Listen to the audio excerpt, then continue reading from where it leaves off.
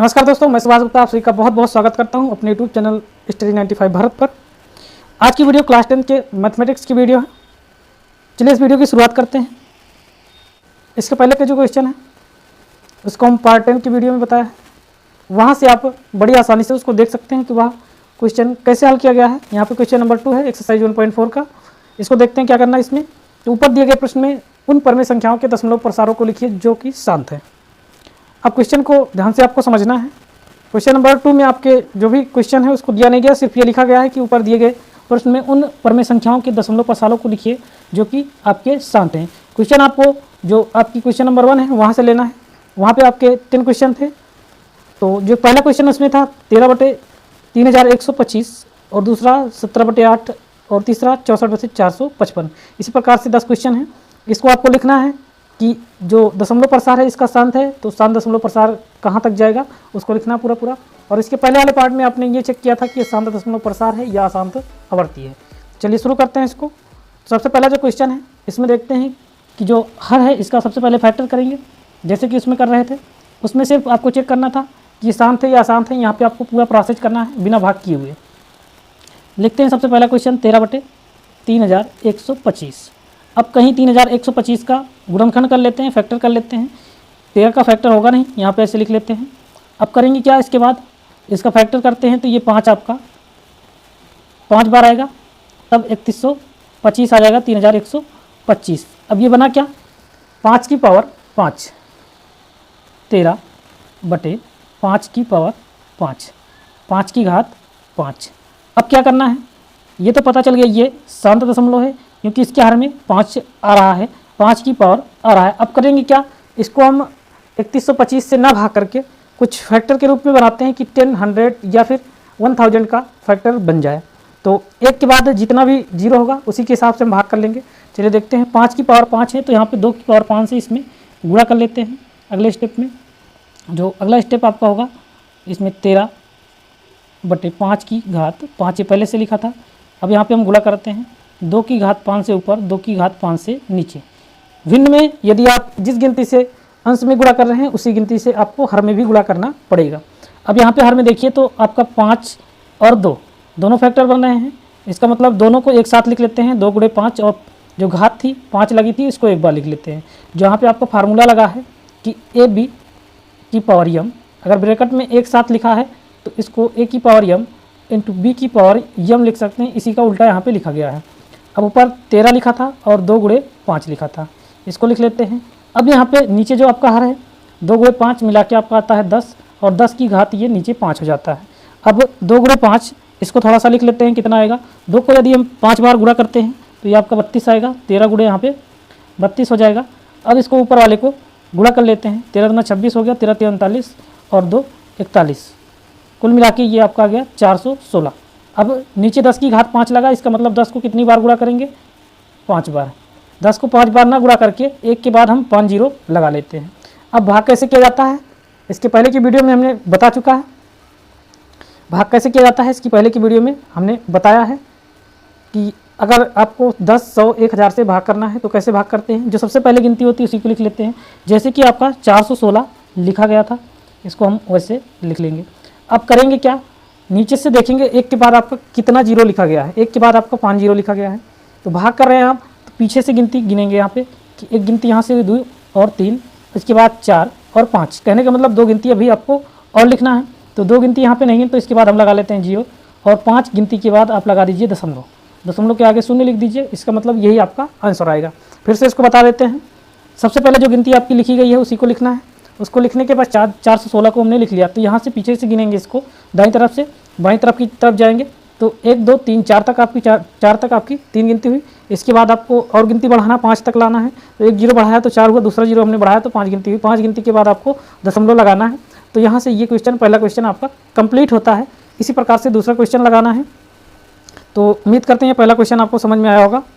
चलिए देखते हैं दूसरा क्वेश्चन क्या है। तो जो ये आपका होगा ये शांत होगा, जो इसका दशमलव प्रसार होगा ये शांत होगा। इसके बाद ये आपका समाप्त हो जाता है।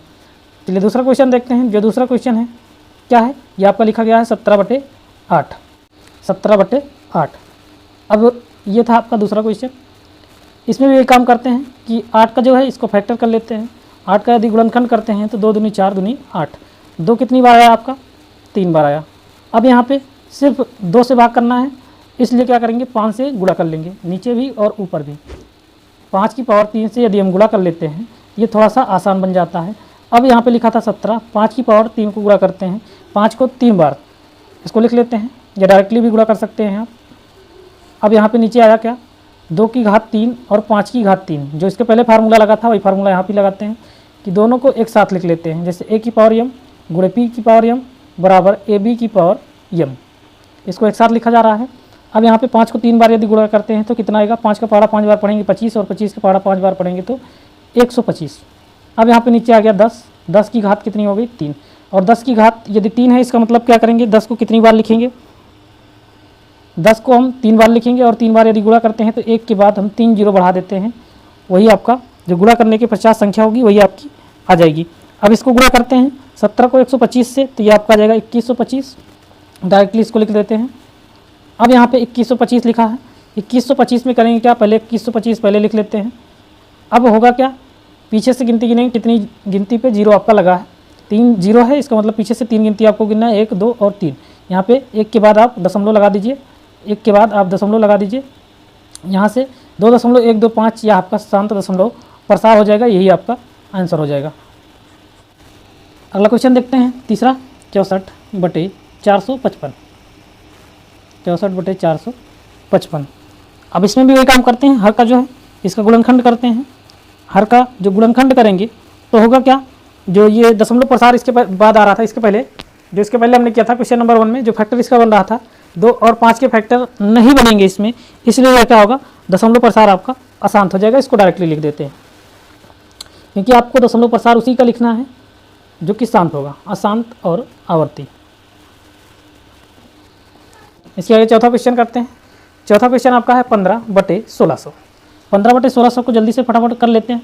1600 का फैक्टर करते हैं, इसको ध्यान से देखिएगा, बिना गुणनखंड किए हुए आसानी से हम लिख देंगे इसको, कैसे ये हो जाएगा।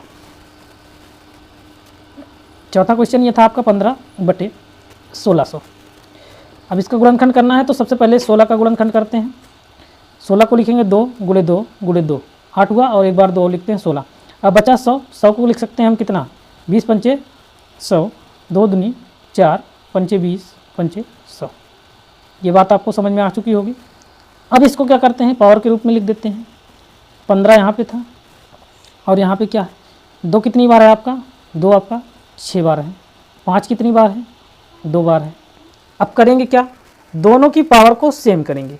कहने का मतलब जो 5 है इसकी घात और जो 2 है इसकी घात, दोनों की घात को आपस में बराबर करेंगे। दोनों की घात आपस में बराबर कैसे होगी, जो भी संख्या आपकी बच रही है जितना कम है उतने से ऊपर नीचे हम गुणा कर देते हैं। जैसे कि यहाँ पे 5 की घात 4 कम पड़ रही थी, तो 5 की घात 4 ऊपर और 5 की घात 4 नीचे, यहाँ से हम मल्टीप्लाई कर देते हैं। चलिए देखते हैं अब आगे क्या होगा। यहाँ पे आपका 15 लिखा गया है, यहाँ पे 5 की घात 4 लिखा गया है। अब नीचे दोनों को एक साथ लिख देते हैं, 2 की पावर 6 और 5 की पावर 6, दोनों को एक साथ लिखेंगे तो होगा क्या, 2 × 5 की पावर 6, ये हो गया।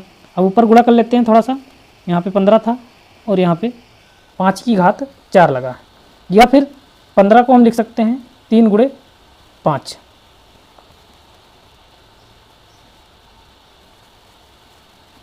15 को लिख सकते हैं 3 × 5, और 5 की पावर 4 ऑलरेडी था। इस 5 की पावर 4 में एक पावर और जुड़ जाएगी आपकी, ये हो जाएगा 5 की पावर 5, और नीचे आपका बचा 10 की पावर 6।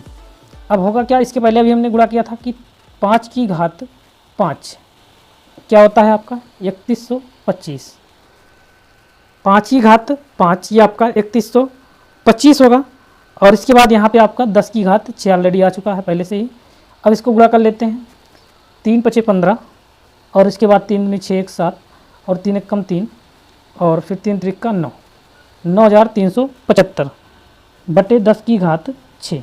अब इसको हल करना है तो डायरेक्टली लिख देते हैं 9375, इसको लिख लेंगे।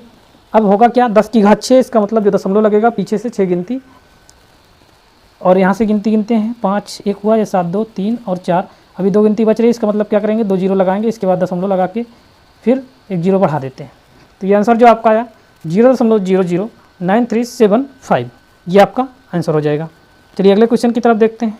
जो आपका अगला क्वेश्चन है पाँचवा क्वेश्चन क्या है कि 29/343, 29/343, इसको हल करते हैं।